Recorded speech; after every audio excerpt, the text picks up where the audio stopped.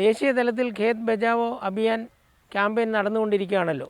അപ്പോൾ ഇതിൻ്റെ പ്രാധാന്യം എൻ്റെ കർഷക സുഹൃത്തുക്കൾ മനസ്സിലാക്കേണ്ടതുണ്ട്. മണ്ണിൽ ആവശ്യമായ പോഷകങ്ങൾ ക്രമീകരിച്ച് ആരോഗ്യത്തോടെ മണ്ണ് നിർത്തിയാൽ മാത്രമേ നമുക്ക് ദീർഘകാലത്തേക്ക് വിളവ് നല്ല തരത്തിൽ ലഭിക്കുകയുള്ളൂ. അപ്പോൾ അതുകൊണ്ട് നിശ്ചയമായും മണ്ണ് പരിശോധനയുടെ അടിസ്ഥാനത്തിൽ മാത്രമേ വളപ്രയോഗം നടത്താവൂ. അല്ലാതെ നമ്മൾ വളപ്രയോഗം നടത്താൻ പാടില്ല. തെങ്ങ് ഇപ്പോൾ തന്നെ എൻ്റെ തെങ്ങുകൾക്ക് വളപ്രയോഗം നടത്തുകയാണ്.